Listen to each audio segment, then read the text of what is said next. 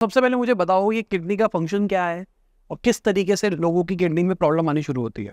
देखिए, किडनी जो है ना वो एक प्रकार का ऐसा ऑर्गन है। हम सब जो लोग हैं ना वो हम सब हार्ट का बहुत ध्यान रखते हैं, ब्रेन का बहुत ध्यान रखते हैं, अपने लीवर का बहुत ध्यान रखते हैं, लेकिन जो एक सबसे इम्पोर्टेंट ऑर्गन जो हमेशा 24 घंटे कार्यरत रहता है, काम कर रहा होता है, वो एक प्रकार का हमारा जैसे गाड़ी में धुआं छोड़ने वाला पीछे हुआ होता है, एक्सक्रीटरी ऑर्गन जो है वो सबसे इंपॉर्टेंट है। और अगर वो काम ना करे तो गाड़ी कैसे चलेगी। तो ये ऑर्गन इतना इंपॉर्टेंट है, लेकिन हम इसका उतना ध्यान नहीं रख पाते। तो किडनी जो है वो हमारे ब्लड को फिल्टर करती है और ये हमारी 2 मुट्ठी के बराबर होती है। और आपको जान के ना ये हैरानी होगी, ये जो ब्लड है ये 200 लीटर ब्लड किडनी जो है वो एक दिन में हमारा फिल्टर करती है। अब जब हम जो है सो रहे होते हैं तब भी ये कार्यरत होती हैं, और जब हम काम कर रहे हैं, इनफैक्ट जब हम ये वीडियो बना रहे हैं, आपसे बात कर रहे हैं, तब भी हमारी किडनी जो है वो रेगुलर काम कर रही है। तो हमारा एक फर्ज बनता है कि हम इन किडनीज का जो है ज्यादा से ज्यादा ध्यान रखें, ताकि ये दूर तक और बुढ़ापे तक हमारा साथ दें और हमें जो है किसी प्रकार की तकलीफ ना आए। तो एक किडनी में प्रॉब्लम कैसे आ रही है? तो फिल्टर ही तो है, तो फिल्टर लॉजिकली चोक हो जाता है, ऐसा होता है? देखिए, ऐसा नहीं होता। ये किडनी जो है ये एक प्रकार का हमारे फिल्टर है, लेकिन ये नेफ्रॉन्स की तरह, एक छन्नी की तरह काम करती है। किडनी जो होती है 2 मेजर कारणों से आज के समय में किडनी की प्रॉब्लम आ रही है। नंबर 1, अनकंट्रोल ब्लड प्रेशर का रहना, यानी कि बहुत से पेशेंट आते कहते हैं जी हमारा बीपी जो है वो बढ़ा, उसे कहते हैं हम हाइपरटेंसिव नेफ्रोपैथी, यानी कि ब्लड प्रेशर बढ़े हुए के कारण खराब हुई किडनी। दूसरा जो मेन कारण है वो है डायबिटीज का बढ़े रहना, अनकंट्रोल्ड डायबिटीज का होना, उसे कहते हैं हम डायबिटिक नेफ्रोपैथी। डायबिटीज के कारण खराब हुई किडनी, जब शुगर कंट्रोल नहीं होती, HbA1c कंट्रोल नहीं होता, तो वो किडनी को जाके डैमेज करने लगता है और धीरे धीरे किडनी को डैमेज करने लगे। और आजकल क्या है, आजकल कुछ अन्य केसेस आ रहे हैं। बहुत से लोगों को आदत होती है, दर्द हुआ, सर में दर्द हुआ और OTC ओवर द काउंटर गए और एक दर्द की दवाई खाई और पूरा दिन काम करते रहे, चलते रहे, दर्द की गोली खाई और चलते रहे। अब ये आप रेगुलर करते रहिए करते रहिए करते रहिए, तो वो जो दर्द की दवाई है ना वो नेफ्रोटॉक्सिक होती है, किडनी को नुकसान देती है। बहुत सी बार पेशेंट आते, घुटने में दर्द हुआ, दवाई खा रहे थे और फिर जो है पता चला आने वाले टाइम में किडनी जो है वो काम नहीं कर रही है। इस तरह के पेशेंट बहुत आते हैं। और उसके साथ साथ आजकल एक चलन है कि चाहे आपकी अंदर की शरीर की हालत कैसी भी हो, बट आपकी मसल्स अच्छी होनी चाहिए। ये यूथ में चलन है। आप देख रहे हो ना, दूसरे आदमी ने ऐसे बना रखी है, मसल्स बना रखी है, लेकिन आपकी अंदर की फिटनेस कैसी भी हो वो कम मैटर कर रहा है। मैटर क्या कर रहा है, आपकी बाहर की पैकेजिंग कैसी है। तो वो पैकेजिंग के चक्कर में लोग जाते हैं कहाँ पे, जिम में। अब जिम में बहुत से लोग जाते हैं, वहां पे उनको बहुत सी बार सही चीज मिल जाती है खाने को, लेकिन बहुत सी बार यहीं पे वो गुमराह हो जाते हैं और उनको क्या मिलता है, स्टीरॉयड दे दिया जाता है प्रोटीन की फॉर्म में, जिसको खाते ही उनकी मसल्स बन जाती है। और वो मसल्स तो एकदम से बन गई, लेकिन वही स्टीरॉयड जाके किडनी को नुकसान देता है और किडनी को डैमेज करता चला जाता है। तो मुख्य रूप से देखा जाए तो लेकिन 2 मेन रीजंस हैं इसके जो आजकल देखने को मिलता है, ब्लड प्रेशर और डायबिटीज। अगर ये किसी पेशेंट को है तो बहुत जरूरी है देखा जाए कि इन दोनों चीजों को कंट्रोल में किया जाए। दूसरी सबसे बड़ी प्रॉब्लम किडनी की क्या है, किडनी की जो बीमारी है ना, इसका डायग्नोसिस टाइमली नहीं हो पाता। अब आपको शरीर में कहीं दर्द हो तो आप जाओ डॉक्टर के पास, ट्रीटमेंट कराओ। अब इसमें कोई दर्द भी नहीं हो रहा, जनरली पेशेंट को पता कैसे चले कि उसे किडनी की प्रॉब्लम है। पैरों में सूजन आई तो वो जाता है डॉक्टर के पास, जाता है, वो टेस्ट कराता है, वो देखता है कि जी पैरों में सूजन है, इस तरह की इशू आया कुछ, तब उसे आगे पता चल रहा है किडनी की प्रॉब्लम है। या फिर आई के नीचे पफिनेस है, स्पेशली जब आप उठ रहे हैं मॉर्निंग टाइम में, इस तरह की चीजें हो रही है। कई बार पेशेंट को टाइफाइड का बुखार हुआ, वो हॉस्पिटल गया, उसको पता चलता है कि किडनी जो है वो काम नहीं कर रही। ऐसा भी देखने को मिलता है, लगभग 20% cases of kidney failure are diagnosed by dermatologist. Dermatologist कौन है, कौन होता है डर्मेटोलॉजिस्ट? Skin doctor. स्किन का डॉक्टर, किडनी का 20% केस स्किन का डॉक्टर डायग्नोसिस कर रहे हैं। ऐसा कैसे? क्योंकि हमारे जब शरीर में किडनी काम नहीं कर रही होती ना, तो हमारे शरीर में टॉक्सिन्स इकट्ठे होने लग जाते हैं। टॉक्सिन्स के नाम कुछ तो सभी को पता ही है, क्रेटनाइन है, यूरिया है, इस तरह के बहुत सारे टॉक्सिन्स जो शरीर में इकट्ठे हो रहे होते हैं, जिसको हम KFT टेस्ट कराते हैं, उसके अंदर आ जाते हैं। लेकिन ऐसे बहुत से अन्य टॉक्सिन्स भी होते हैं जिनका टेस्ट में नहीं आते, KFT में नहीं आते, और वो शरीर में इकट्ठे होते जा रहे हैं और वो एक्सक्रीट तो हो नहीं रहे, क्योंकि हमारा एक्सक्रीटरी सिस्टम तो काम कर नहीं रहा। अब वही टॉक्सिन शरीर में जाके इकट्ठे होते हैं, उस वजह से पैचेस बनने लग जाते हैं बॉडी में और इचिंग होनी शुरू हो जाती है। अब लोगों को क्या लगता है ये खुजली हो रही है, जाए डर्मेटोलॉजिस्ट के पास। वहां पे कई बार पेशेंट को sadly they came to know about this at a later stage that they are suffering from kidney failure. और ये उस समय पता लगने पे बहुत सी बार क्या होता है, देर हो जाती है, क्योंकि क्रेटनाइन 1 से 2 जब बढ़ता है ना, 1 से 2, जब किडनी लगभग 50% तक डैमेज हो जाती है, 2 से 3 में लगभग 20 से 25% डैमेज हो रही है, और 3 से 8, 9, 10 में rest of the kidneys are getting damaged. तो ये बहुत आवश्यक है कि इसको अगर टाइमली डायग्नोस कर ले तो काफ़ी हद तक जो है इसमें चीज़ें जो है वो कंट्रोल की जा सकती हैं। अब डायग्नोसिस टाइमली ना होने के कारण डिले से पता चल रहा है और चीज़ें जो है वो खराब होती चली जा रही हैं। बहुत सी बार पेशेंट आते हैं, वो जाते हैं मेन स्ट्रीम पैथी में जाते हैं, वहाँ जाते हैं एलोपैथी में जाते हैं, वहाँ जाके कहते हैं जी क्रेटनाइन 1.5 था स्टार्टिंग में इनिशियली पता चल गया, चलो किसी को 2 क्रेटनाइन था पता चल गया उसको।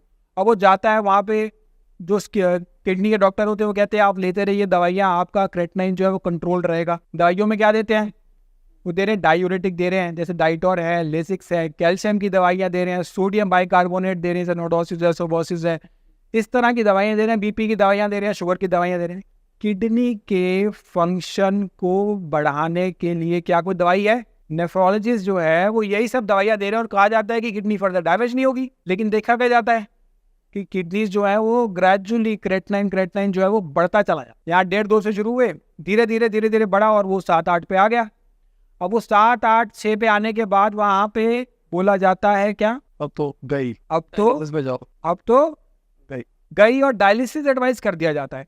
अब डायलिसिस जो है ना वो बड़ा एक पेनफुल प्रोसेस होता है, और डायलिसिस जो है वो है क्या ये समझना पड़ेगा। देखिए डायलिसिस एक इंजीनियर के द्वारा बनाई गई एक मशीन है जो काम कर रही है जब किडनी काम नहीं कर रही। जब किडनी काम नहीं कर रही तो आप एक आर्टिफिशियल डायलिसिस की मशीन से करा लो, लेकिन यही जो डायलिसिस की मशीन है किडनी की तरह स्मार्ट नहीं है, किडनी की तरह इंटेलिजेंट नहीं है। अब इसी कारणवश क्या होता है, किडनी का काम है प्रोटीन को रोक के रखना और वेस्ट को बाहर करना। अब ये जो इंजीनियर द्वारा बनाई गई मशीन है ये क्या कर रही है, सब कुछ शांत है, ये सब कुछ जो है बाहर वेस्ट के साथ साथ प्रोटीन को भी बाहर कर देती है। अब इसी कारण क्या हो रहा है, जब प्रोटीन शरीर में नहीं रुक रहा तो 99% किडनी के बॉडी के जो फंक्शन है वो प्रोटीन द्वारा होते हैं। अब जब प्रोटीन ही शरीर में नहीं रुक रहा तो बहुत सारी कॉम्प्लिकेशन आने लग जाती है शरीर में, वीकनेस का आना, दुनिया भर की चीजें शुरू हो जाती हैं।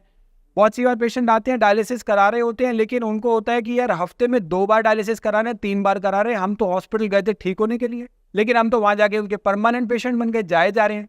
3 बार हफ्ते में डायलिसिस हो रहा है, 15 दिन में रूटीन चेकअप हो रहा है और हॉस्पिटल के परमानेंट पेशेंट हो गए। तो ऐसा पॉसिबल नहीं है क्या? अगर डायलिसिस हुआ, डायलिसिस के बाद भी अब उसका माइंड मेकअप करा, पेशेंट ने डायलिसिस करा लिया, अब फिर डॉक्टर्स कहते हैं उनको कि डायलिसिस जो है वो लंबे समय तक नहीं चल सकता, क्योंकि ये तो मेंटेनेंस का प्रोसेस है। आपकी किडनी तो काम नहीं कर रही है, आप जा रहे हो हॉस्पिटल में, ये आप डायलिसिस करा लो, लेकिन किडनी जो है फंक्शनल नहीं है। अब आप ट्रांसप्लांट की तैयारी कर लीजिए। अब ट्रांसप्लांट कोई इस तरह का चीज तो है नहीं कि आप गए एक केमिस्ट से ऑर्गन लेके आ गए और आपने ट्रांसप्लांट करा दिया। ट्रांसप्लांट में गवर्नमेंट की फॉर्मेलिटीज होती हैं और एक डोनर का अरेंजमेंट करना पड़ता है, एक हेफ्टी अमाउंट का अरेंजमेंट करना पड़ता है, उसके बाद जाके वो ट्रांसप्लांट के लिए एलिजिबल हो। चीजें रेडी होती है। अब ट्रांसप्लांट की एवरेज एज जो बताई गई है वो 5 से 6 साल बताई, उसके बाद 100 में से 1-2 का जो है वो जो है लाइफ टाइम भी चल जाता है, लेकिन 10 साल चले, 5 साल चले, 15 साल चले, अल्टीमेटली वो फेल होता ही है। अब जब ट्रांसप्लांट भी फेल हो गया, ट्रांसप्लांट में क्या होता है, ओरिजिनल किडनी को कट कर दिया जाता है और एक डोनर किडनी को लगाया जाता है। अब डोनर किडनी को लगाने के कारण बहुत सारी, क्योंकि एक बाहर का ऑर्गन लगा दिया बॉडी के अंदर, अब उसके अंदर बहुत सारी इम्यूनिटी, बॉडी की इम्यूनिटी जो है वो उसको रिजेक्ट ना करे, उस कारण से बहुत सारी दवाइयाँ दी जाती है, इम्यूनोसप्रेसेंट, इम्यूनिटी को कमजोर करना, कम करने की दवाई, जिससे बॉडी किडनी को, बाहर के ऑर्गन को, फॉरेन बॉडी को रिजेक्ट ना करे, वो दवाइयाँ दी जाती हैं। अब इस दवाइयों के कारणवश क्या होता है, जो पेशेंट होता है उसको बहुत सी अन्य बीमारियां होने की संभावना बनी रहती है, क्योंकि इम्यूनिटी कम काम कर रही है, इम्यूनिटी कम हो गई। अब इम्यूनिटी कम होने के कारण 10 तरह की प्रिकॉशंस होती हैं कि आप पब्लिक प्लेसेस में नहीं जा सकते, पब्लिक टॉयलेट का इस्तेमाल नहीं कर सकते, फिर वो अल्टीमेटली ट्रांसप्लांट जो है वो काम करता है नहीं है, वो अल्टीमेटली फेल होता है। उसके बाद फिर पेशेंट दोबारा से डॉक्टर के पास जाता है और आप पूछते हैं अब क्या करें, हमने क्रेटनाइन 1.5-2 से शुरू हुए, डायलिसिस कराया, फिर ट्रांसप्लांट कराया और अब ट्रांसप्लांट काम नहीं कर रहा, अब क्या करें? अब डॉक्टर्स वहाँ पे सजेस्ट करते हैं या तो आप दोबारा से डायलिसिस करा लो या फिर आप सेकेंड ट्रांसप्लांट। अब सेकंड ट्रांसप्लांट जो होता है वो जनरली इतना, it's a very complicated process, तो इतना इजी नहीं होता, तो generally most of the patients go for a repeat dialysis, दोबारा डायलिसिस कराते हैं। यानी कि अब डायलिसिस से शुरू हुए, डायलिसिस पे आ गए, तो बीच में ट्रांसप्लांट की आवश्यकता कितनी थी, क्या थी, ये जो है सोचने के लिए बात है। तो ये सब चीज़ें जो है देखनी पड़ेंगी कि अगर आपकी जो और ट्रांसप्लांट होने के बाद ना आयुर्वेद की दवाइयाँ और भी दवाइयाँ जो है वो काम नहीं कर पाती, क्योंकि इम्यूनिटी पेशेंट की कम हो जाती है। तो ये समझना पड़ेगा, अगर आपकी अपनी किडनी यानी कि ग्लोमेरुलर फिल्ट्रेशन रेट, किडनी को छानने की क्षमता, आपकी किडनी 1 मिनट में कितना छान रही है, उसे कहते हैं GFR, ग्लोमेरुलर फिल्ट्रेशन रेट। 90 से लेकर 120 के बीच में ml पर मिनट। आपने कहा ना छन्नी है, ये बिल्कुल सही बोला आपने, आम भाषा में छन्नी है, लेकिन ये छन्नी की फिल्ट्रेशन कितनी है? किसी भी छन्नी की एक स्पीड होती है, इतना छान सकती है। उससे ज़्यादा छानेंगे तो प्रेशर पड़ेगा, लोड पड़ेगा, खराब होने के चांसेस होंगे। इस छन्नी की नॉर्मल कैपेसिटी है 90 से 120 ml छानने की। अब अगर जब किडनी काम नहीं कर रही होती तो इसकी फिल्ट्रेशन जो है वो कम होती चली जाती है। स्टेज 1, 2, 3, 4, 5, फिर 5 सीरीज बताई गई। जनरली जो है डायलिसिस जो है वो 5th स्टेज पे शुरू होता है। अब बहुत सी और पेशेंट आते हैं, उनके मन में प्रश्न होता है कि भाई डायलिसिस जो है ये कब कराना चाहिए और कब नहीं कराना। बहुत से बार पेशेंट के दिमाग में इस तरह के क्वेश्चन होते हैं, हमें तो डायलिसिस बोल दिया।